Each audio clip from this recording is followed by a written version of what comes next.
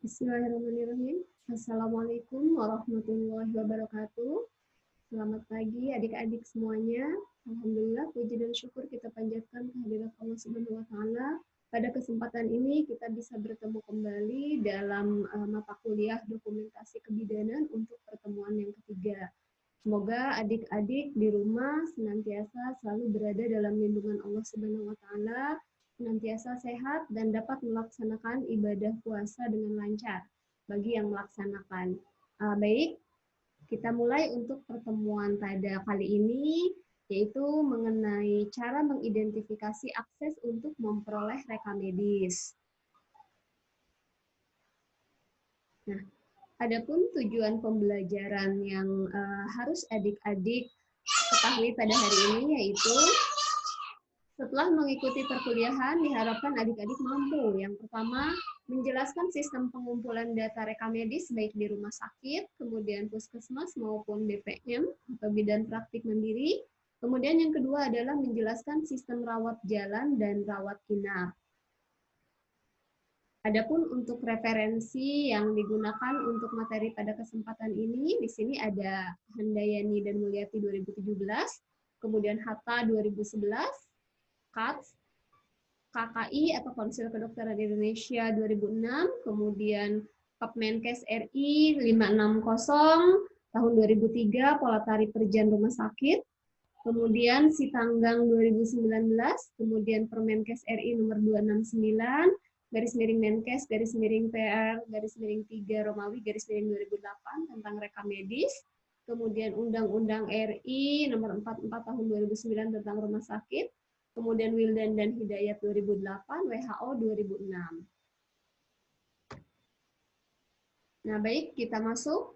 Mengingat penting sekali rekam medis ya, rekam medis yang akan kita pelajari pada kesempatan ini, yang pertama adalah sejarah rekam medis, kemudian pengertian rekam medis, jenis rekam medis, data rekam medis, kemudian aspek-aspek rekam medis, tujuan utama rekam medis, manfaat rekam medis, prinsip pencatatan dalam rekam medis, kemudian penyimpanan dokumen rekam medis, dan isi rekam medis.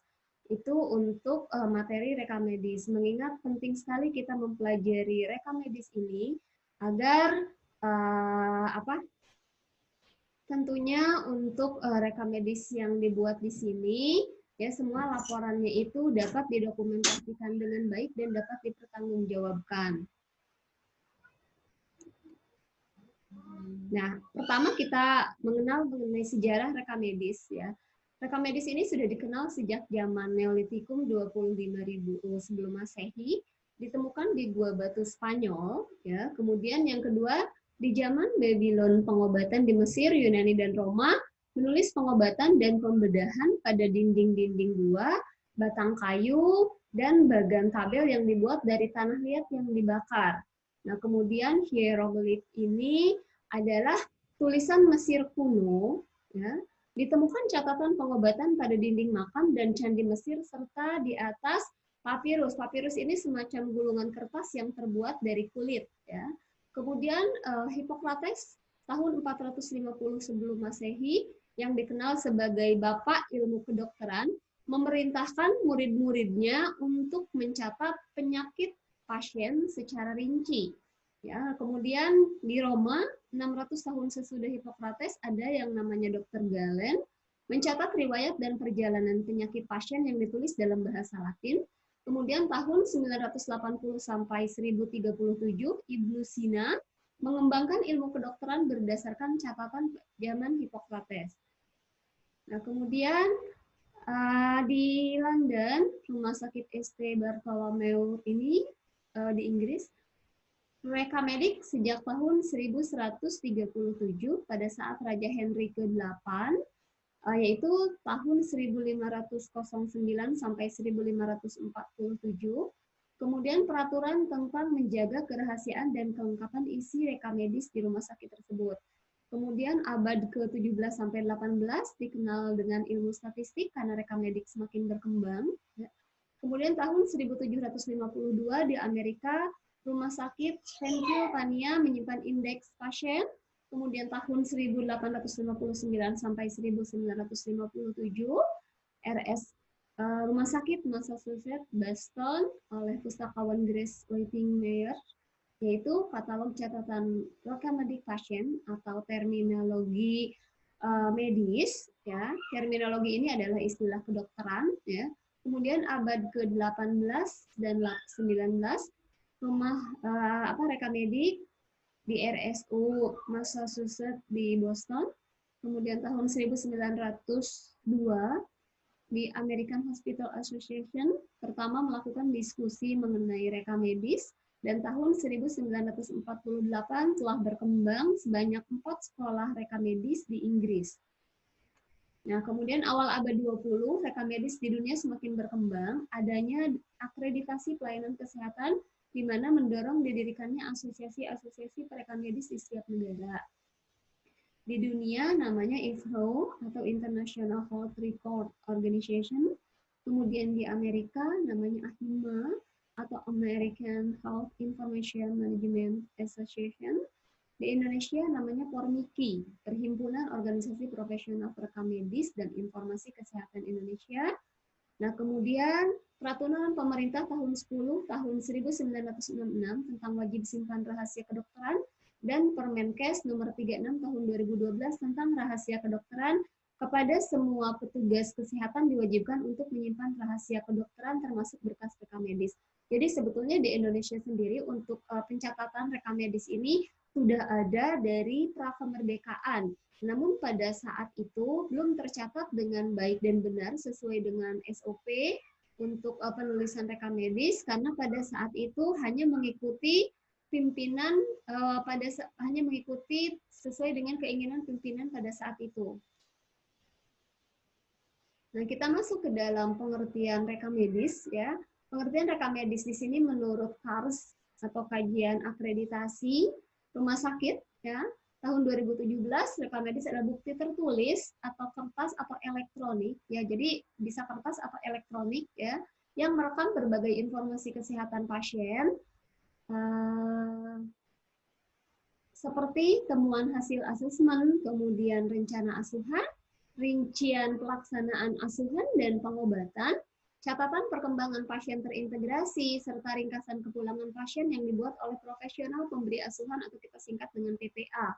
Sedangkan menurut Permenkes RI nomor 269/Menkes/PR/3 Romawi/2008 adalah berkas yang berisi catatan dan dokumen tentang identitas pasien, pemeriksaan, pengobatan, tindakan, dan pelayanan lain yang telah diberikan kepada pasien. Nah, menurut WHO 2006, rekam medis pasien harus memberikan informasi yang akurat tentang satu, siapa pasiennya, dan siapa yang menyediakan perawatan kesehatan. Kemudian dua, apa ya atau what. Kemudian kapan, ya, when, kemudian mengapa, why, bagaimana layanan yang diberikan atau how, kemudian hasil perawatan dan perawatannya. Itu 3 pertanyaan yang harus ada, ya, yang disarankan oleh WHO. Nah, kemudian WHO juga menyarankan ada 4 bagian utama rekam medis, ya. 4 bagian utama rekam medis di sini. Yang pertama adalah administrasi, ya, di mana dalam administrasi ini termasuk di dalamnya adalah data demografis dan sosial ekonomi. Ya, misalnya mengenai hasil identifikasi dari nama pasien, kemudian umur pasien, kemudian tempat tinggal, ya, atau alamat pasien, ya, dan sebagainya. Kemudian yang kedua adalah data hukum, ya. Data hukum di sini artinya persetujuan tindakan yang ditandatangani untuk perawatan oleh dokter yang ditunjuk dan otorisasi pelepasan informasi. Ya, kemudian untuk yang ketiga adalah data keuangan berkaitan dengan pembayaran biaya atau layanan medis dan akomodasi dari rumah sakit itu sendiri. Nah, kemudian yang keempat ada data klinis meliputi apakah pasien ini dirawat di rumah sakit sebagai pasien rawat jalan, ya, atau rawat inap. Nah, kemudian jenis rekam medis menurut Wildan dan Hidayat 2008 ini ada 2, ya. Yang pertama ada jenis rekam medis konvensional. Konvensional ini sampai saat ini masih banyak dilakukan di rumah sakit di Indonesia, ya. di mana konvensional ini adalah merupakan catatan yang ditulis langsung ya dengan menggunakan tangan ya. Sedangkan untuk elektronik ini ya jenis elektronik ini menggunakan sistem modern seperti komputer ya dan sebagainya. Nah, kemudian untuk data rekam medis, menurut Permenkes RI nomor 269/Menkes/PR/3 Romawi -2008, yang pertama ada data medik dan data umum. Data medik adalah contohnya kewajiban pihak pelaksana pelayanan medis, para medis dan ahli kesehatan lain atau para medis keperawatan dan non keperawatan. Sedangkan untuk data umum, contohnya adalah kelompok kegiatan non medis dan kelompok pendukung kegiatan, contohnya kegiatan kepegawaian, pemakaian ambulan, ya penyediaan makanan, keuangan dan sebagainya. Ya itu tadi data rekam medis meliputi data medik dan data umum. Kemudian aspek-aspek rekam medis ya di sini disingkat menjadi ALFREDS ya. Menurut Dirjen Yanmed 2006 dalam Librianti 2019 ya, ALFREDS ini sendiri apa saja? Ya, yang pertama adalah aspek administrasi ya. Karena isi dari rekam medis ini menyangkut tindakan atas wewenang dan tanggung jawab sebagai tenaga kesehatan ya yang memberi asuhan dalam mencapai tujuan pelayanan kesehatan yang sesuai. Ya. Kemudian yang kedua adalah aspek hukum. Ya. Yang kedua aspek hukum ini adalah menyangkut masalah jaminan kepastian hukum dan sebagai bukti apabila terjadi gugatan ya dari pasien maupun keluarganya bahwa rekam medis di sini semuanya ada lengkap ya sesuai dengan kronologis atau kejadian yang sesungguhnya.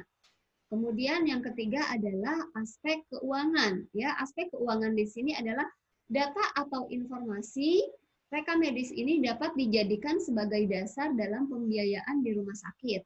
Nah, kemudian yang keempat adalah aspek penelitian. Ya, nah untuk aspek penelitian di sini ya bahwa data atau informasi yang ada dapat digunakan sebagai data untuk dilakukannya penelitian dan pengembangan ilmu pengetahuan kesehatan ya. Kemudian yang kelima adalah aspek pendidikan ya. Aspek pendidikan ini di mana data atau informasi yang digunakan ya dapat digunakan sebagai dasar referensi pengajaran di bidang kesehatan. Ya, kemudian yang keenam adalah aspek dokumentasi menyangkut sumber ingatan yang harus didokumentasikan dan dipakai sebagai bahan pertanggungjawaban serta laporan rumah sakit. Nah, kemudian untuk aspek medis ini sendiri, karena catatan tersebut digunakan sebagai dasar untuk pengobatan atau asuhan yang diberikan. Catatan untuk pengobatan atau asuhan yang diberikan di sini contohnya adalah yang pertama identitas klien.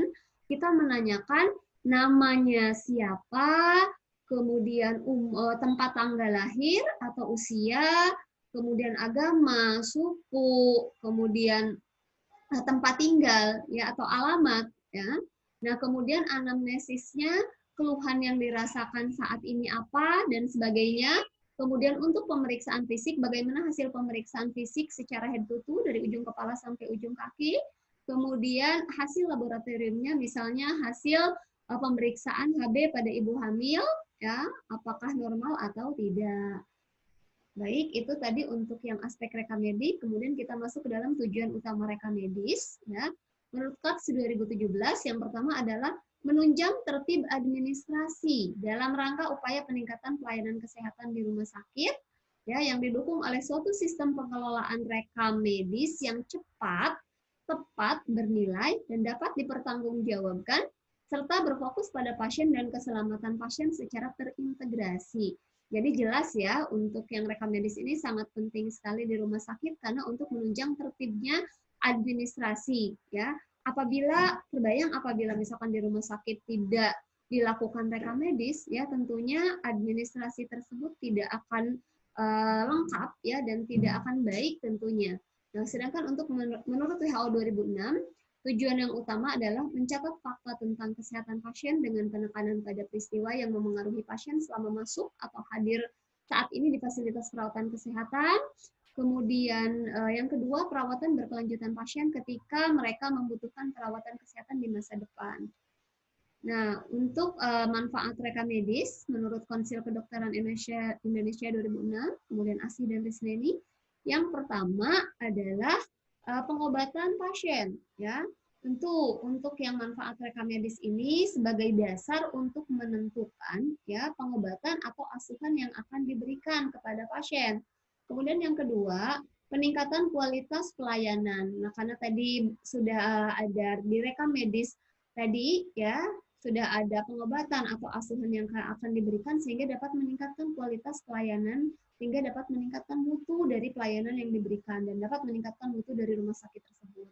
Kemudian untuk pendidikan dan penelitian ya, tadi disampaikan bahwa untuk pendidikan dan penelitian di sini sebagai referensi untuk bahan pengajaran dan sebagai data untuk dilakukannya suatu penelitian ya.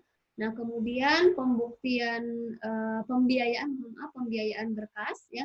Tentu dari rekam medis ini dapat menentukan mengenai biaya perawatan untuk pasien selama dirawat di rumah sakit ya. Kemudian statistik kesehatan ya, tentu dari rekam medis ini kita dapat mengetahui dapat menentukan angka statistik ya. Kemudian untuk pembuktian masalah hukum, disiplin dan etik, di sini tentunya ya rekam medis ini dapat dijadikan sebagai bukti bahwa pihak rumah sakit sudah melakukan pelaporan ya sesuai dengan SOP dengan baik dan benar dan sudah mempunyai bukti sesuai dengan standar yang berlaku.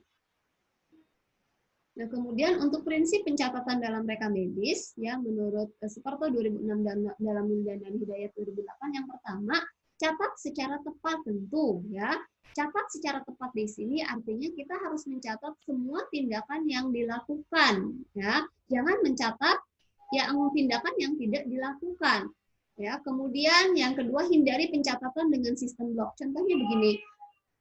Karena pada saat melakukan tindakan repot sekali ya sehingga petugas kesehatan berpikir nanti sajalah saya akan membuat rekam medisnya setelah selesai melakukan tindakan. Ternyata karena sibuk ya, kemudian untuk pelaporan dari rekam medis ini dibuat dengan menggunakan sistem blok ya.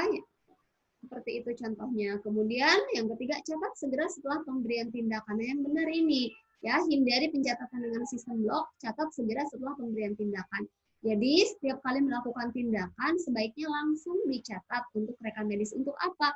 Untuk menghindari lupa. Karena kalau misalkan tidak dengan sistem blok ya, kita manusia itu terbatas ya pada ingatan kita, apa yang kita lihat, apa yang kita lakukan ya, itu biasanya terbatas, dan untuk menghindari hal lupa tersebut, maka hindari dengan menggunakan sistem blok dan catat segera setelah melakukan tindakan.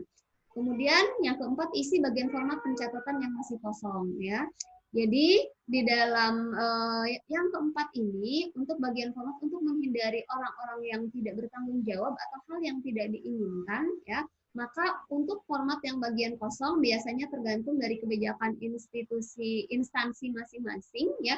Ada yang memberikan garis ya pada kolom kosong jika memang itu tidak diisi. Nah, kemudian penyimpanan dokumen rekam medis ya. Untuk penyimpanan dokumen rekam medis ini ya, khususnya rekam medis pasien rawat inap di rumah sakit, wajib disimpan sekurang-kurangnya untuk jangka waktu 5 tahun terhitung dari tanggal pasien berobat atau dipulangkan.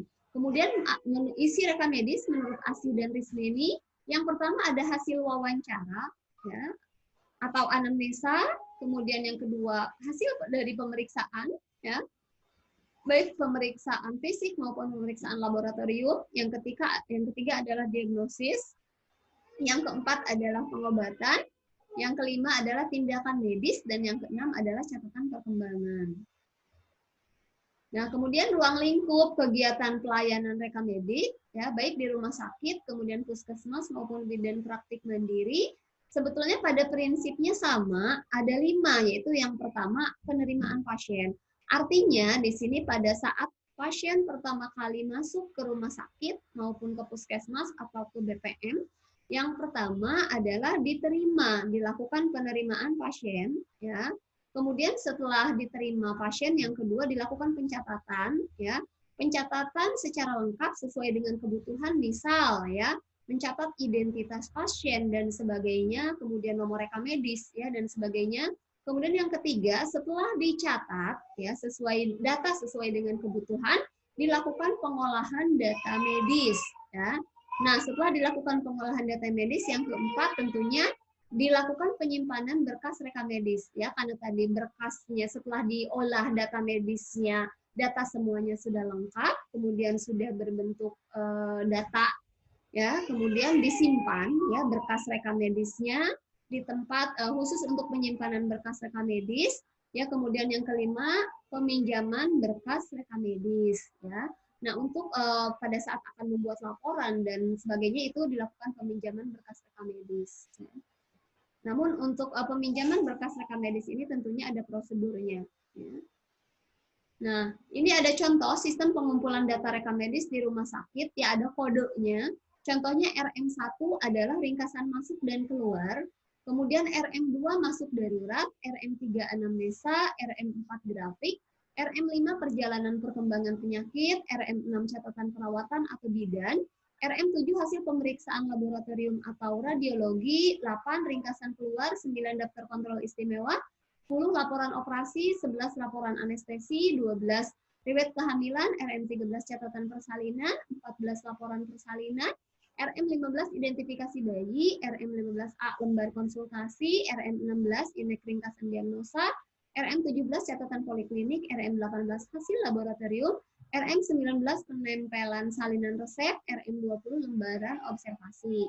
Itu untuk contoh sistem pengumpulan data rekam medis di rumah sakit. Untuk kodenya. Nah, untuk jenis pencatatan klien yang dirawat di rumah sakit, menurut Asih dan Risneni 2016 ya, yang pertama adalah catatan medis umum ya, artinya catatan medis umum pasien di sini ya, bagaimana kesehatan pasien, bagaimana selama perawatan di rumah sakit, kemudian tindakan yang diberikan dan sebagainya ya. Kemudian yang kedua adalah ada ringkasan pasien pulang ya. Tadi disampaikan bahwa untuk ringkasan pasien pulang ini sendiri lengkap ya, kapan pasien pulang, kemudian tanggal berapa, hasil apa pengobatan yang sudah diberikan apa dan sebagainya, nanti akan kita bahas di slide berikutnya. Kemudian yang ketiga, formulir rujukan. Nah, formulir rujukan ini diperlukan apabila di rumah sakit tersebut misalkan tidak dapat menangani kasus A, kemudian harus dirujuk ke rumah sakit yang memiliki alat atau sarana prasarana yang lebih lengkap. Kemudian yang keempat adalah surat kematian. Nah, surat kematian ini dibutuhkan untuk menyatakan apabila ada pasien yang meninggal. Nah, kemudian catatan asuhan pada pasien dianalisis setiap 6-12 bulan. Ya, apa saja? Yang pertama jumlah klien yang dirawat, kemudian klien yang pulang, yang meninggal, ada berapa, kondisi utama klien menurut umur dan jenis kelamin, catatan tentang kekurangan obat, alat, dan petugas. Ya, semua hasil analisis ini dijadikan sebagai data statistik atau diolah. Nah, kemudian catatan medis tentang pasien dibagi dua. Yang pertama catatan pasien dirawat dan yang kedua adalah catatan medis tentang pasien. Nah, untuk pasien dirawat isinya apa saja? Yang pertama adalah alasan kenapa pasien tersebut dirawat. Yang kedua riwayat penyakitnya apa. Kemudian yang ketiga terapi yang sudah diberikan apa. Catatan lain yang berupa keadaan ibu dan keluarga. Untuk catatan medis pasien berisi pengamatan lanjutan selama dirawat di rumah sakit ya. Yang pertama catatan harian pasien yang dibuat oleh dokter dan catatan pasien yang dibuat bidan atau perawat. Yang kedua catatan dokter meliputi instruksi terapinya apa, nutrisi dan hasil pengamatan serta keadaan klinis yang ditemukan. Kemudian catatan tentang ringkasan pasien pulang. Nah, untuk sistem pengumpulan data rekam medis di puskesmas ya. Pencatatan di puskesmas biasanya dibagi menurut unit-unit pelayanan yang ada. Misalnya, Poliklinik Pelayanan Kesehatan Ibu dan Anak atau KIA meliputi apa saja? Yang pertama adalah pelayanan ibu hamil, yang kedua kesehatan anak, yang ketiga pelayanan KB. Nah, pelayanan ibu hamil pencatatannya meliputi apa saja? Yang pertama ada kartu ibu atau status ibu, ya. Kemudian yang kedua adalah buku KIA, jadi buku kesehatan ibu dan anak, ya, itu puskesmas harus punya, kemudian diberikan kepada ibu, ya. Memang puskesmas juga ada. Kemudian yang ketiga register kohort ibu hamil, yaitu ada di puskesmas untuk register kohortnya yang harus diisi oleh bidan. Kemudian yang keempat buku register ibu hamil, ya. Nah, buku register ibu hamil di sini ini penting sekali untuk data rekam medis, ya, ibu dan catatan perkembangan kesehatan ibu. Kemudian yang terakhir adalah PWS, pemantauan wilayah setempat KIA atau kesehatan ibu dan anak.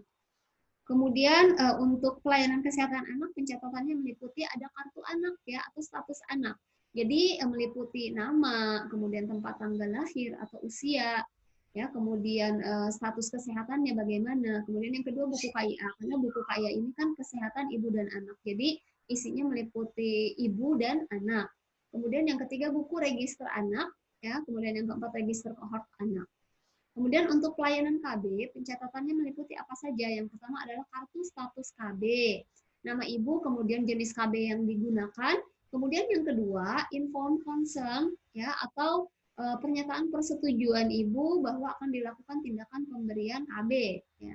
Kemudian yang ketiga, buku register KB, ini isinya catatan mengenai siapa saja yang di KB, ya, mengenai ibu misalkan yang di KB, kemudian KB yang digunakannya apa, apakah suntik, pil, dan sebagainya, kemudian kapan jadwal kembalinya. Kemudian laporan bulanan klinik KB. Nah, untuk puskesmas yang melayani rawat inap, khususnya pelayanan persalinan, pencatatannya meliputi apa saja? Yang pertama harus ada kartu rawat inap, surat persetujuan perawatan, lembar observasi persalinan, asuhan kebidanan, kartu hitung aktivitas janin untuk ibu hamil dengan umur kehamilan lebih dari 41 minggu, status bayi lahir, surat rujukan, surat keterangan kelahiran, dan surat kematian. Nah, setelah pasien masuk ruang keperawatan, pasien akan mendapatkan formulir kelengkapan data apa saja. Surat persetujuan perawatan puskesmas yang ditandatangani oleh keluarga pasien dan petugas puskesmas. Yang kedua, surat persetujuan dilakukan tindakan medis ditandatangani oleh keluarga pasien, petugas puskesmas, dan saksi dari keluarga pasien atau petugas puskesmas. Nah, untuk sistem pengumpulan data rekam medis di BPM, ya, meliputi pelayanan kesehatan ibu dan anak serta rawat inap untuk persalinan, ya. Nah, BPM atau PMB sama, ya, praktik mandiri bidan, dulu namanya BPS, kemudian bidan praktik swasta, kemudian BPM bidan praktik mandiri. Saat ini yang terbaru adalah PMB atau praktik mandiri bidan, ya.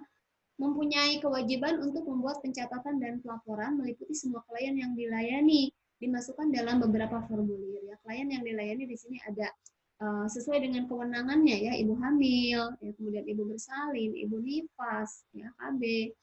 Nah, kemudian untuk di sini formulirnya apa saja yang ada di BPM, kartu atau status ibu, lembar inform consent, buku KIA, lembar observasi, persetujuan tindakan medis, ya, sama dengan lembar inform consent, kartu anak atau status anak, kartu status peserta KB, kartu peserta KB, kartu persetujuan KB, belangko surat keterangan cuti bersalin atau sakit, surat kelahiran, surat kematian, dan surat rujukan. Nah, kita masuk ke dalam pengertian rawat jalan dan rawat inap. Apa bedanya rawat jalan dengan rawat inap? Kalau rawat jalan adalah pelayanan pasien untuk observasi diagnosis, pengobatan, rehabilitasi medik, dan pelayanan kesehatan lainnya tanpa menginap di rumah sakit. Sedangkan untuk pelayanan rawat inap sebaliknya, dia menginap di rumah sakit. Nah, untuk sistem rawat jalan, ya, menurut Kemenkes RI nomor 560 /Menkes/SK/4 Romawi /2003, isi rekam medis pasien rawat jalan sekurang-kurangnya harus ada satu identitas pasien, ya, nama lengkap, ya, dan sebagainya, kemudian tanggal dan waktu masuk, tanggal dan waktu dirawat jalan, ya, kemudian yang ketiga hasil anamnesis, keluhan, riwayat penyakit, dan sebagainya. 4. Hasil pemeriksaan fisik dan penunjang medik. 5. Diagnosis. 6. Rencana penata laksanaannya apa. 7. Pengobatan dan atau tindakan yang akan dilakukan apa. 8. Pelayanan lain yang telah diberikan kepada pasien dicantumkan, ya, atau ditulis. Kemudian untuk pasien kasus gigi dilengkapi dengan odontogram klinik dan persetujuan tindakan bila diperlukan. Kemudian untuk tujuan pencatatan rawat jalan, Yang pertama, menciptakan komunikasi yang efektif dan efisien pada semua tim kesehatan yang terlihat sehingga dapat mencegah tumpang tindih pengulangan kesehatan kesenjangan dalam pelayanan atau asuhan kebidanan. Yang kedua, sebagai sumber informasi bagi setiap petugas kesehatan yang terlibat dalam pelayanan. Tiga, sebagai bahan bukti untuk mutu pelayanan dan sekaligus tanggung jawab dan tanggung gugat. Ya. Empat, sebagai sumber untuk penelitian dan pendidikan. Lima, sebagai dokumentasi yang sah untuk membuktikan bahwa tindakan, obat, dan makanan dan sebagainya sudah diberikan sesuai dengan rencana, ketentuan yang juga berhubungan dengan penagihan rekening pasien. Nah, untuk pasien rawat jalan menurut jenis kedatangannya dibagi tiga, ya ada pasien baru. Pasien baru itu siapa sih? Pasien yang baru pertama kali datang ke rumah sakit untuk keperluan berobat. Yang kedua ada pasien lama, ya. Pasien yang pernah datang sebelumnya ke rumah sakit untuk keperluan berobat, atau pasien yang datang dengan masalah kesehatan yang sama. Misal ya, untuk yang pasien lama ini ada satu pasien yang dia didiagnosa oleh dokternya itu mengalami TB, misalkan TB paru, ya untuk pengobatan itu kan kurang lebih selama 6 bulan dan disarankan untuk melakukan pengobatan setiap 1 bulan sekali untuk diperiksa dan memperoleh obat. Jadi pasien tersebut setiap bulan datang. Ya. Kemudian pasien rawat darurat, ini beda dengan pasien baru dan pasien lama ya. Jadi, yang dimaksud dengan gawat darurat menurut Undang-Undang RI Nomor 44 Tahun 2009, keadaan klinis pasien yang membutuhkan tindakan medis segera guna penyelamatan nyawa dan pencegahan kecacatan lebih lanjut. Nah, untuk prosedur penerimaan rawat jalan di sini, yang pertama, pasien baru diterima di tempat penerimaan pasien atau namanya TPP dan akan memperoleh nomor pasien sebagai kartu pengenal, biasanya antri ya di rumah sakit. Kemudian kartu pengenal digunakan setiap kunjungan berikutnya. Jadi dari rumah sakit itu akan diberikan kartu pengenal ya. Kemudian diwawancarai untuk mengisi identitas dan mengisi formulir berisi ada formulir yang berisi yang pertama siapa dokter penanggung jawab polikliniknya, yang kedua nomor pasiennya, yang ketiga nama pasien, yang keempat tempat tanggal lahir, jenis kelamin, kemudian status keluarga, agama dan pekerjaan. Nah, sedangkan isi rekam medis untuk pasien gawat darurat, ya sekurang-kurangnya memuat apa saja? Identitas pasien, kondisi saat pasien tiba di sarana pelayanan kesehatan, identitas pengantar pasiennya juga harus dicantumkan ya. Kemudian tanggal dan waktu, kemudian hasil anamnesis mencakup sekurang-kurangnya keluhan dan riwayat penyakit sama ya dengan yang rawat jalan. Hasil pemeriksaan fisik dan penunjang medik, diagnosis, pengobatan dan atau tindakan, kemudian ringkasan kondisi pasien sebelum meninggalkan pelayanan UGD dan rencana tindak lanjut, nama dan tanda tangan dokter gigi atau tenaga kesehatan tertentu yang memberikan pelayanan kesehatan, sarana transportasi yang digunakan bagi pasien yang akan dipindahkan ke sarana pelayanan kesehatan lain, kemudian pelayanan lain yang telah diberikan kepada pasien. Nah, sedangkan untuk isi rekam medis pasien rawat inap dan perawatan 1 hari, ya, sesuai dengan Peraturan Menteri Kesehatan Nomor 269 Tahun 2008, sekurang-kurangnya harus memuat apa saja. Yang pertama, identitas pasien, tanggal dan waktu, hasil anamnesis, ya, sekurang-kurangnya keluhan dan riwayat penyakit, hasil pemeriksaan fisik dan penunjang medis, diagnosis, rencana penata laksanaan, pengobatan dan atau tindakan, persetujuan tindakan bila diperlukan, catatan observasi klinis hasil pengobatan, ringkasan pulang, nama dan tanda tangan dokter gigi atau nakes tertentu yang memberikan pelayanan kesehatan, kemudian pelayanan lain yang telah dilakukan oleh tenaga kesehatan tertentu. Untuk pasien kasus gigi dilengkapi dengan odontogram klinik. Oke. Nah, pasien yang memerlukan perawatan di sini dapat dibagi menjadi 3 kelompok. Yang pertama adalah klien tidak mendesak, yang kedua adalah klien mendesak atau urgent tetapi tidak darurat, dan yang ketiga adalah klien gawat darurat. Nah, untuk ketentuan umum penerimaan pasien rawat inap, yaitu semua pasien yang menderita segala macam penyakit, ya. Yang kedua diterima di sentral opname pada waktu yang ditetapkan kecuali kasus darurat. Yang ketiga, diagnosis medis harus tercantum dalam surat permintaan dirawat. Yang keempat, menyertakan tanda tangan persetujuan untuk tindakan. Yang kelima, pasien dapat diterima untuk menjalani rawat inap apabila ada rekomendasi dokter, ya, dokter dari rumah sakit tersebut, atau dikirim oleh dokter poliklinik atau UGD. Baik, kita simpulkan ya bahwa rekam medis adalah bukti tertulis atau kertas maupun elektronik yang merekam berbagai informasi kesehatan pasien, seperti temuan hasil asesmen, rencana asuhan, rincian pelaksanaan asuhan dan pengobatan, catatan perkembangan pasien terintegrasi, serta ringkasan kepulangan pasien yang dibuat oleh profesional pemberi asuhan atau PPA. Adapun aspek rekam medis disingkat ALFREDS, ya, meliputi apa saja? Aspek administrasi, hukum, keuangan, penelitian, pendidikan, dan dokumentasi, serta aspek medis. Ya, kemudian untuk ruang lingkup kegiatan pelayanan rekam medik di institusi pelayanan kesehatan, baik DRS, di rumah sakit, puskesmas, BPM pada umumnya sama. Baik, sebelum saya tutup, di sini ada tugas kelompok. Untuk petunjuknya, adik-adik dibagi menjadi 2 kelompok. Ya, untuk kelompok 1, buatlah alur rekam medis pasien rawat jalan di rumah sakit menggunakan BPJS. Ya.